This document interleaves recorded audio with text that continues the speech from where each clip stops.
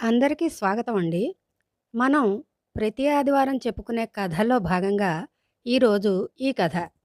విశాలమైన ఖాళీ ప్రదేశంలోకి అందులోకి గల ఒక మార్గం ద్వారా చేతితో బట్టలున్న సంచితో ఒక చేత్తో రాఘవగాడి జబ్బ పుచ్చుకుని వస్తున్న పెద్దమ్మ. అదే అమ్మ వాళ్ళ రెండో అక్కయ్య. ఆమెని చూస్తూనే సంతోషంతో "అమ్మా, సీత పెద్దమ్మ వస్తోందే" అని అరిచి అటువైపు ఎదురు వెళ్ళి ఆమె చేతిలో బట్టల సంచి తీసుకుంటూ "రా పెద్దమ్మా, రా, ఎన్నాళ్ళుంటావు? ఈసారి ఎక్కువ రోజులుండాలి సుమా మా ఇంట్లో" అంటూ ఆమె రెండో చెయ్యి పుచ్చుకుని గర్వంగా లోపలికి తీసుకువచ్చాడు బుజ్జిగాడు. అప్పటికే వీధి గుమ్మంలోకి వచ్చి నిలబడిన సుబ్బులక్ష్మి "రావే అక్కయ్య, బావగారు పిల్లలు కులాసానా?" అంటూ అక్కగారిని లోపలికి తీసుకుని వెళ్ళింది. వాళ్ళకన్నా ముందుగా రయ్యిమంటూ లోపలికి పరిగెత్తుకొచ్చిన బుజ్జిగాడు సంచి మూలగదిలో పెట్టి మీద పెట్టి ఇత్తడి చెంబుతో నీళ్లు పట్టుకుని "కాళ్ళు కడుక్కో పెద్దమ్మా" అని అందించాడు.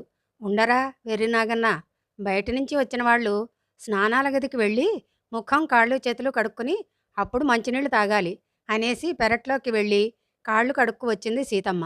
చాప మీద కూర్చుని ప్రశాంతంగా మంచినీళ్లు తాగి అక్క చెల్లెళ్ళిద్దరూ కబుర్లలో పడ్డారు.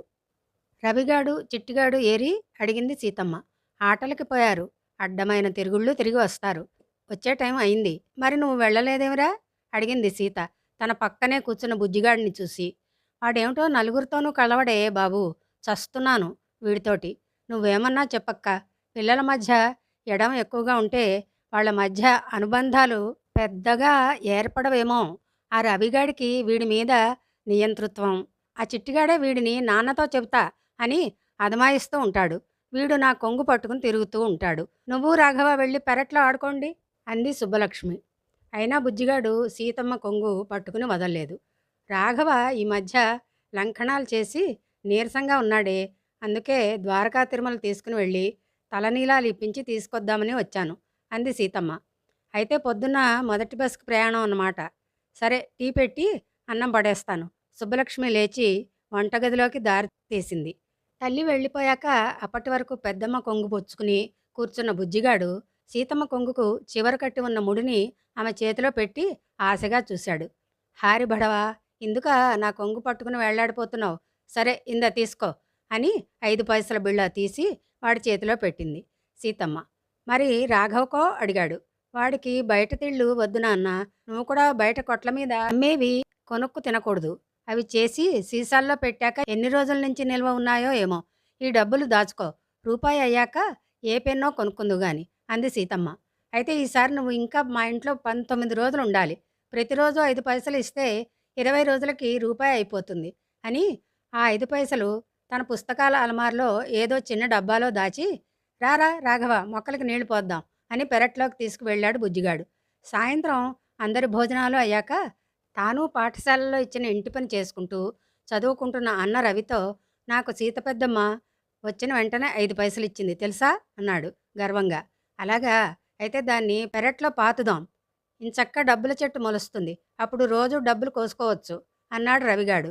"5 పైసల బిళ్ళ ఏమైనా విత్తనం ఏమిటి చెట్టు రావడానికి?" అన్నాడు బుజ్జిగాడు. "నిజంగా వస్తుందిరా. కావాలంటే రేపు నా స్నేహితుడు రాజు ఇంటికి తీసుకువెళ్తాను. వాళ్ళ ఇంటిలో రూపాయి చెట్టు నాటారు. డబ్బులు కావాల్సినప్పుడల్లా వాళ్ళ అమ్మని అడిగి కోసుకుంటాడు వాడు. నాకు ఐస్ క్రీం ఇప్పిస్తాడు కూడా. మరి నాకు రూపాయల చెట్టు చూడాలనుందన్నయ్య, తీసుకెళ్తావా?" అడిగాడు బుజ్జిగాడు. నమ్మకం లేని వాళ్ళని వాళ్ళు రానివ్వరు.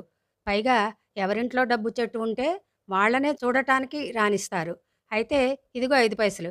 ఇప్పుడే పెరట్లో పాతుదాం. మన ఇంట్లో మొక్క వచ్చాక నన్ను తీసుకెళ్ళాలి మరి." "అలాగే, మొక్క వచ్చేసరికి 3, 4 రోజులు పడుతుంది. అమ్మకి చెబితే తిడుతుంది. చెప్పనంటేనే పాతుతాను" అన్నాడు రవిగాడు. "చెప్పంలే, అయితే పద. రోజు బుజ్జిగాడు మొక్కలకు నీళ్లు పోసే చోట గొయ్య తీసి నీ చేత్తోనే పాతు.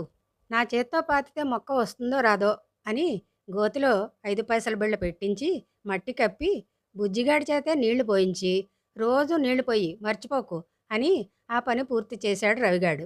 మర్నాడే సీత పెద్దమ్మ రాఘవని తీసుకుని తన పని మీద వెళ్ళిపోయింది. అప్పటికి బుజ్జిగాడు లేవకపోవడంతో రెండో రోజు 5 పైసలు వాడికి అందలేదు. వారం రోజులైనా డబ్బు చెట్టు రాకపోవడంతో పాతిన చోట తవ్వి చూశాడు బుజ్జిగాడు. అక్కడ మట్టి తప్ప ఏమీ లేదు. అన్నగారు చేసిన పని సుబ్బలక్ష్మికి చెప్పి ఆమె ఒళ్ళో పడుకుని భోరుమన్నాడు బుజ్జిగాడు. సుబ్బలక్ష్మి ఆప్యాయంగా వాడి వీపు నిమురుతూ అంది. పిచ్చివాడా, అన్నయ్య చెబితే మాత్రం నువ్వు ఎలా నమ్మావు? నాణేలు పాతితే ఎక్కడైనా డబ్బు చెట్టు వస్తుందా? మనిషి ఎప్పుడూ తన శక్తి మీద ఆధారపడాలి. ఈ వయసులో కడుపు నిండా తిని పెద్దలు చెప్పిన మాటలు విని బాగా చదువుకున్నావనుకో, అదే నీ భవిష్యత్తుకు విత్తనం. మంచి ఉద్యోగం సంపాదించావనుకో, అప్పుడు డబ్బు మొక్క మొలిచినట్టు. మొదటి జీతం అందుకున్నావనుకో, అదే డబ్బు చెట్టుకు కాసే మొదటి కాయ. అప్పుడు నీ వయసుతో పాటు ఆ డబ్బు చెట్టు కూడా పెరిగి పెద్దదైనప్పుడు నీకు కావలసినవన్నీ కొనుక్కోవచ్చు. అంతేకాదు, ఎవరు ఏం చెప్పినా నమ్మేయకూడదు. అది నిజమా కాదా అని తెలుసుకుని నిర్ధారణ చేసుకున్నాకనే నమ్మాలి. ఈ రెండు ఈ రోజు నుంచి పాటించు. నువ్వు పెద్దయ్యాక నువ్వే అంటావు, నువ్వు చెప్పింది నిజమమ్మా అని. ఇప్పుడు కూడా బుజ్జిగాడు సుబ్బలక్ష్మి ఒళ్ళో పడుకునే ఉన్నాడు. ఎటొచ్చి 16 ఏళ్ల తర్వాత. అమ్మా, నాకు ఉద్యోగంలో ప్రమోషన్ ఇచ్చారు. నెలకి జీతం 10,000 పెరిగింది. ఇదంతా నన్ను మంచి మార్గంలో నడిపించిన నీ ప్రేమేనమ్మా అంటున్నాడు కళ్ళు చెమర్చుతుంటే. అది నా గొప్పతనం కాదు నాన్న, చెప్పడం నా ధర్మం, విని ఆచరించడం నీ ధర్మం. ఈ రెండు చేతులు కలిపినప్పుడు ప్రతి మనిషి జీవితము మనీ ప్లాంటే.